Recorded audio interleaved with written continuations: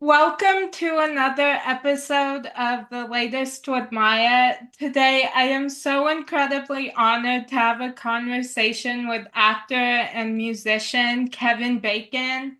To name just a few things Kevin has been in: Footloose, Crazy Stupid Love, Frost Nixon, One Way, The Following, and so much more. Kevin even guest starred in one of my all-time favorite shows, Will and Grace. Mhm. Um, thank you so much for being on my show. This is a dream come true to be talking with you right now. Thank you, Mike. Yeah, you've been a dream interview of mine since I started doing interviews when I was 14 Mhm. years old. So thank you so much. Sure. Yeah, so let's get started. So, who has had the biggest impact on you professionally? Oh, wow. That's interesting. Well, I think that my professional life, because I'm an actor, my professional life and my personal life really have a kind of intersection because, to do well in the profession, I've had to really hone the skill of acting. And, you know, part of that is coming to a kind of some kind of level of honesty about yourself, and part of it is has to do, I think, at least I believe, with relaxation, with a lot of things that often have a self-awareness, and emotional kind of stuff. And I think that my relationship with my wife has been really important professionally, for a couple of reasons. One is that she's really challenges me to go further with the work that I do and to take risks and to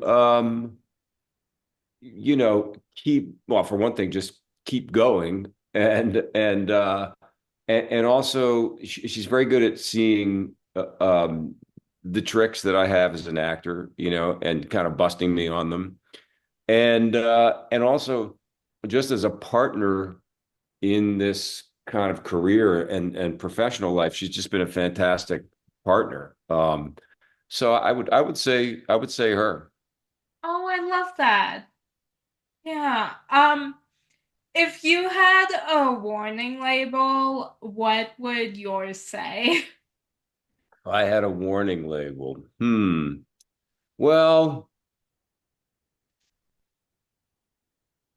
I think I think if there was a warning label, it would be um, you know,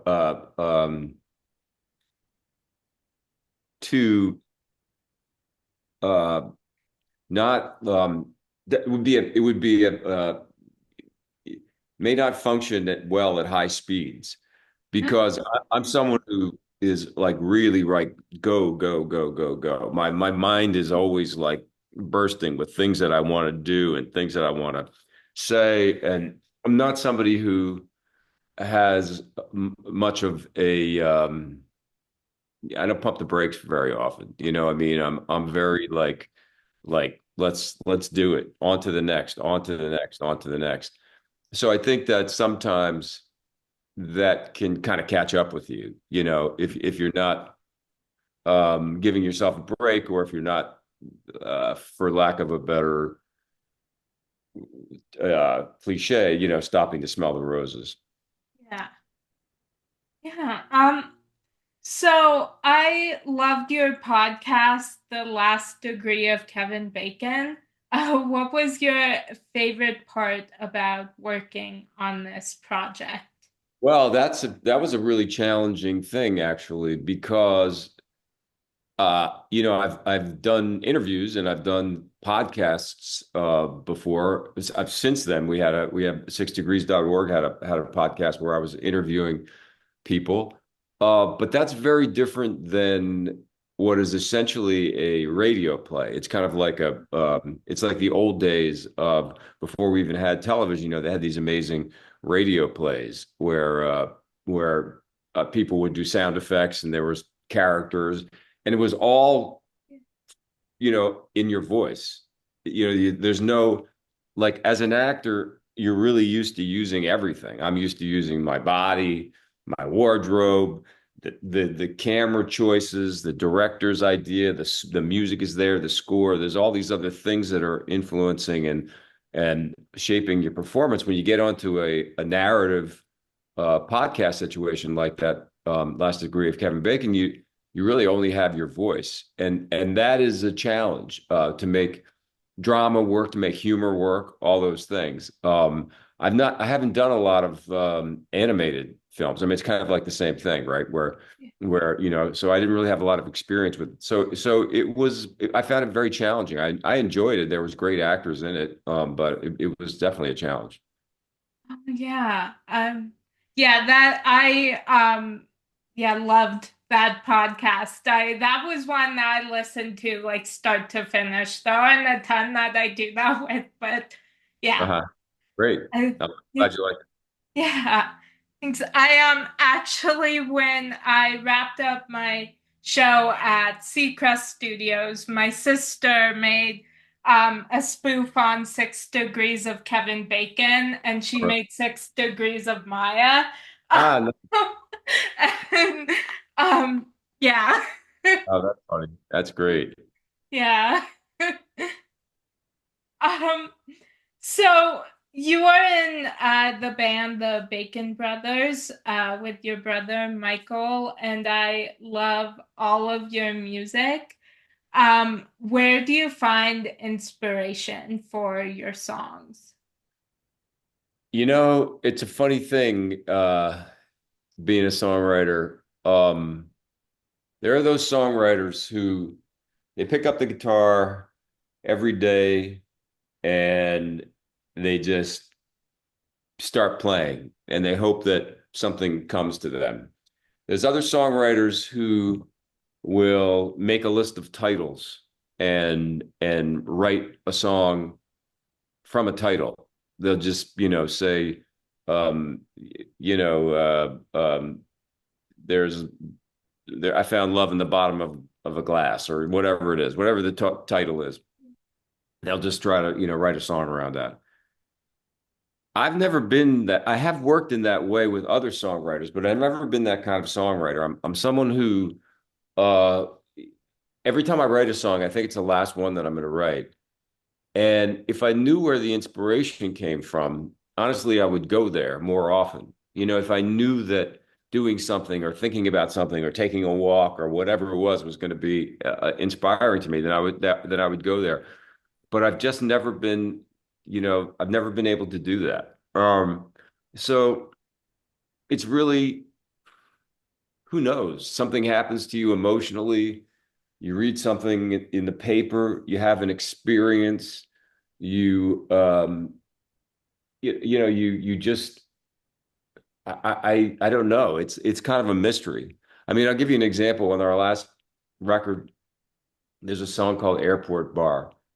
And there's something about a bar in an airport that is specific to me. They're very different than other bars because it's not a bar that you're going to specifically go to because you want to go to that bar. It's a place where you're probably there because you're traveling and traveling is very stressful, or you're probably there because your flight got canceled. And it gives it a certain kind of energy. And I spent a lot of time in airports, certainly with the band and with my other career, moving around the country. And every time I would pass an airport bar, I'd go, hmm. So I just take out my phone and I write down airport bar. And it kind of sits there on my phone for, I don't know, 2 years. And all of a sudden I go back to the phone and I say, oh, and all of a sudden I pick up the guitar and it starts coming. But there's no way to know or to shape how that's going to happen. Oh, I love that. Yeah, I love writing songs. That's yeah, one of my favorite things. Oh, great. I didn't know that. I didn't know you're a songwriter. Yeah, I can't I don't play any instruments, so it's really I write lyrics because I can't set it to music. But that's one of my favorite things to do besides interviews. Listen, I think songwriting is kind of interesting because it's its own creative uh uh it's got a certain specificity to it in that, especially when it comes to pop or popular music, or rap, country, rock, whatever it is, folk. You have a limited amount of time, and that time hasn't really changed too much over the years. Every once in a while, you get a song that's 7 minutes, but that's kind of an outlier. Generally, it's like between 3 and 4 minutes, right? And Yeah. in those 3 or 4 minutes, you have to make people connect with something that's in there, and you have to make the music relate to the lyrics. And so I never think of song. I think poetry and songwriting are very, very different things. Yeah. A poem doesn't need to have the same kind of structure that a song does, and it can be multiple lengths, and not all poetry is necessarily going to make a great song. There's just something about the construction of this little. I think of them sort of as 3 or 4 minute movies in a funny kind of way. Oh yeah. Yeah. Um yeah, I love just yeah, the way people yeah, tell stories in those 3 minutes. Yeah. Yeah. So I never thought of it that way, but yeah, I think I like that thinking of it like a short movie. Yeah. Yeah, Um, well, being a having been a in movies and for so long and so attached to the film industry and and directed films, when I write a song, not always, sometimes they're kind of simple love songs, but oftentimes I try to give them a place and a time period and a kind of a cinematic kind of I'm not consciously trying to do that, but a lot of times it just sort of ends yeah. up being that way. Yeah. uh, like, I mean, Airport Bar is a really good example. It's like that's where the scene takes place, and then it's like if you're reading a script and it says interior, Kansas City, airport, the bar, these two people meet. That's what that song is. It's its own little movie. Yeah. Oh, I love that. Is there a song, either of yours or someone else's, that always brings a tear to your eye? Hmm. I would say probably uh, there's a song that is by Kate Bush, and I think it's called This Woman's Work. And it is in it's in a movie that I did called She's Having a Baby, which was by a filmmaker named John Hughes, who's no longer with us. And in the movie, my character is afraid that his wife's delivery is not going well, and he's kind of pushed out of the delivery room because there's an emergency, and he's sitting alone, and this song starts to play, and it was an emotional scene and also an emotional time for me. I didn't have a baby yet, but there were just kind of things going on in my life that were like a very much. So when I hear that song, it definitely sends me back to that time.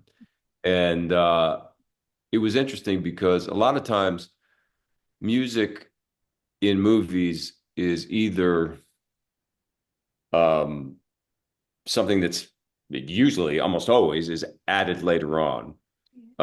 You pick songs kind of like way after the fact. I mean, even in Footloose, some of the songs that we danced to were not written yet. Footloose wasn't written yet.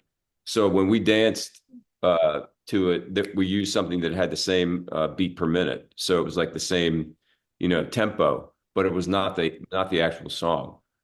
But in the case of She's Having a Baby, the filmmaker, John, was a very, very big music lover, music aficionado. He just loved all kinds of popular music and he was kind of famous for finding and discovering bands and um, putting their songs in his movies. And he had already decided, and I guess had the rights to this Kate Bush song. And so when I was playing the scene in the movie, he played the song. And then, it was multiple takes, as it always is in a film, and it just hit me every time. So I still feel pretty emotional about that one. Wow. Yeah. Yeah. Yeah, I just love how music can bring out that emotion and just whatever you're feeling, there's always a song for that. Yeah. Yeah. Yeah, is there a song that you are currently obsessed with? Uh, let's see. Um, I guess the song that I sing probably the most right now is "Baby, why don't you come over? Red white supernova, fall right into me." I just love that. I love that song. I think it's great. Chaperone. Yeah. Yeah, I love that song. I love her. Awesome. Yeah, she's awesome. Yeah. Yeah, she is. Yeah, I'm listening to a lot of Machine Gun Kelly right now. I go in phases where I listen to like just so many of his songs, and then I have a couple that I always have on a playlist, and then I go back to listening to all of his songs again. And Well, he's so cool because he's, as you know, I acted with him. Yeah, I played his yeah, dad. He's gone through so many different genres, and I think yeah, I really like that's something that seems to be happening a lot now, or more with artists. You look at Machine Gun Kelly, Post Malone. There's artists that even Taylor Swift really kind of went from pretty straight country to into pop and people are sort of finding their way into which is interesting to me because when I came up, you listened to FM radio. Once there was FM radio played all kinds of stuff. It didn't just play one genre. It was that was part of why you listened to FM, was because you were going to hear different things. So Machine Gun is definitely he's definitely gone, into a lot of different spots, which I find really cool. yeah, definitely. Um, so what has been the biggest obstacle you've overcome? Hmm. I mean, I guess one of the biggest obstacles, listen, I mean, being an actor is just one big obstacle because nobody makes, very few people are able to make a living at this. It doesn't seem that way, but it really is. I mean, the amount of people that say, "Hey, I could do that," and they, pack their suitcase and head to LA or to New York and, you know, to try to pursue this goal of being a professional pretender. I mean, there's a lot of people, and I've seen a lot of people come and go. So I would say that's the biggest obstacle is even to be able to make a living, as an actor. But within that, you know, I think that we, as an industry, really want to see an actor, not as a public, but as an industry, we want to see the actor do the same thing twice, three times, four times. We want to see the same thing again and again because it's comfortable. If somebody is an action guy, then that's what you're going to want to see him do. If someone is a woman is famous for her romantic comedy and is probably that's what the industry is going to push her to do again and again. Whatever they've been successful at, um, people want them to repeat that, and the reason is that it's a business, right? So you're just being asked to keep making money from these performances. To challenge that and to try to do things that are not what you just did is there's a lot of obstacles to that. Basically, because it's not something that the industry wants you to do. And so I feel like that's one of the things that I feel very grateful about in terms of my own career is that when it comes to the types of parts that people come to me with and see me in, they're very different now. I mean, they're completely, some are, I mean, they were all over the map in terms of the genre, in terms of like the kind of people that I'm asked to play. I'm really proud of that because it's something that I was an obstacle and that I fought really hard for. Yeah. Um,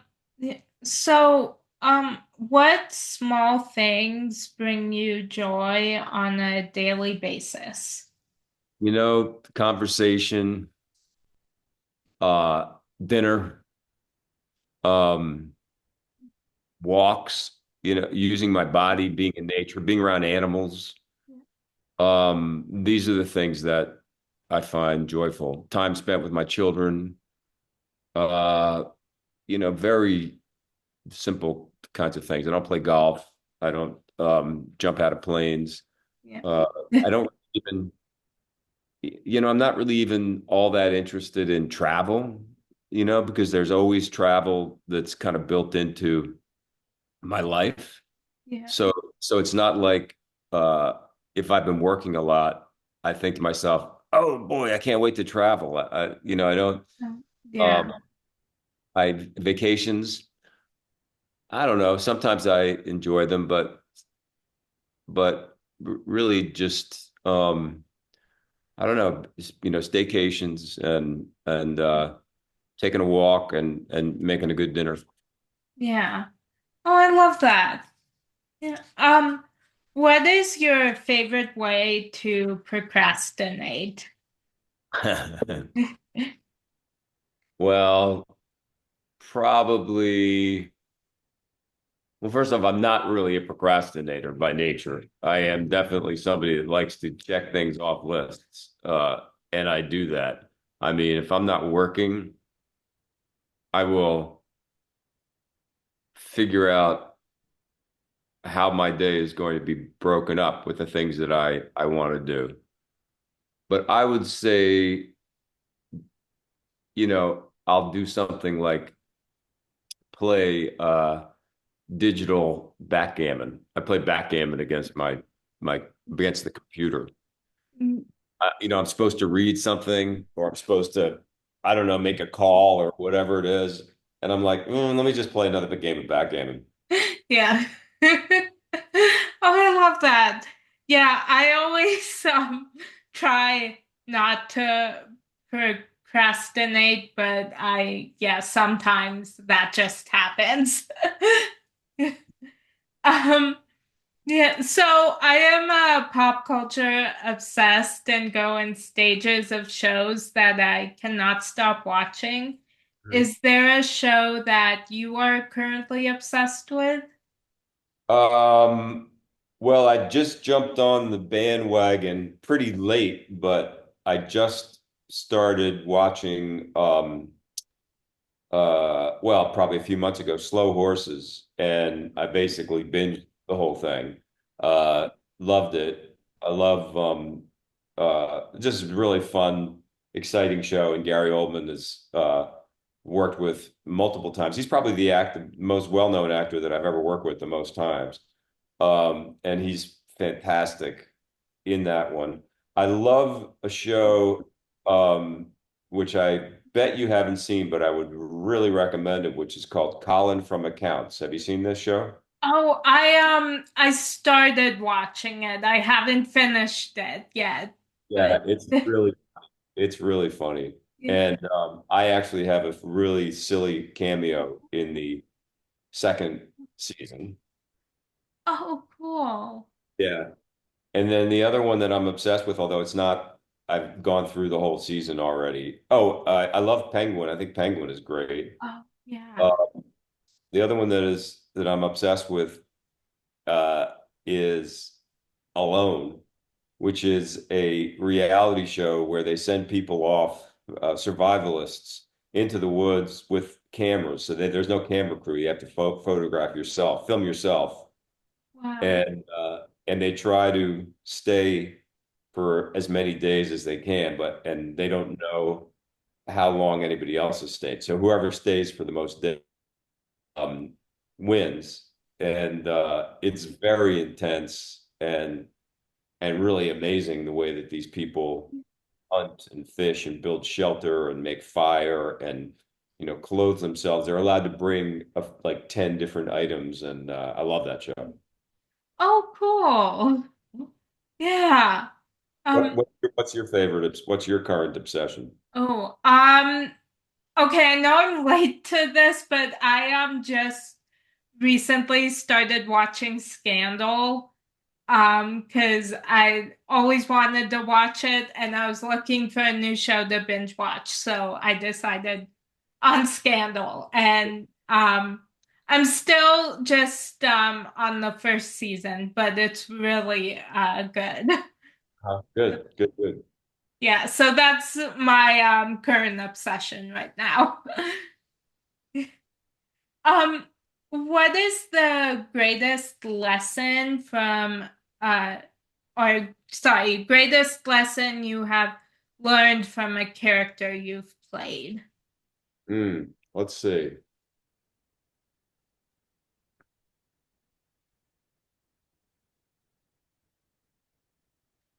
It's it. I honestly I have a hard time answering that question, and I'll tell you why. I I have for sure acting and playing characters is a learning experience. If you're doing it well, you are trying your best to understand somebody who is not you. I like to say that I use myself and I lose myself. I mean, I have to use myself because I've got this face and I've got this, this body and this voice. But I want to lose myself in the sense of I don't want to feel like me when I'm playing that person. And in order to do that, you really need to have a certain kind of empathy for a lot of different kinds of people. And as I spoke before, I've gotten a chance to play a lot of different kinds of people. And the other lessons that sometimes you can learn. So empathy in general is a very big lesson, but that's not from one character. That's from the act of having to play characters. And then the other thing is that a lot of times you are asked to at least try to understand a skill, Yeah. whether it's you're playing a cop and you got to know how to handcuff somebody or shoot a firearm, or you're playing a doctor and you have to learn some technology, or you get a Western and you got to learn how to ride a horse. That's one of the great things about being an actor is you get a chance to you're forced in a way to have both empathy and also to try to learn some skills. Um, but when it comes to me, I really need to let my characters go. So when they say wrap and I'm on my way home after finishing if I'm doing the movie or the TV show, I have to stay with that character. But once the whole project is over, or over for the season in the case of TV. I really say sayonara to that character. And so it's hard for me to remember lessons from these men because in a way I don't really remember the men that well. Mm. Yeah. Oh, I love that. Yeah. Um, so I just have two more questions for you. Um, what genre of movie would your life story be told as? I would hope it would be a feel-good comedy. I mean, certainly not horror. I love horror, but I don't think my life has been horror by any stretch of the imagination. And I guess, I would say romantic comedy. Yeah. Oh, I love that. Yeah, I want my life to be a rom-com. So Uh, I always joke with my family. I want to live in a rom-com and a musical. Great. So I love inspiring and motivational quotes. And this week, the one that spoke to me is by Edgar Allan Poe. And it's there is no beauty without some strangeness. Is there a quotation that has inspired you lately? I like that one, by the way. That's great. Um, no, I can't think of one. I can't think of one. You know, actually somebody gave me a quote the other day, but um, yeah, I don't have one. No, sorry. Oh no, it's okay. Yeah. Yeah, that was my final question for you. Um, I have just had the best time talking with you. I am so starstruck right now, so thank you so much. So much for having me, Maya. It was really fun. Yeah, well, thank you. Yeah, I so appreciate your taking the time, and I hope you have a great rest of your day. Thank you. You Uh, too. Thank you. And that's a wrap on today's edition of The Latest with Maya.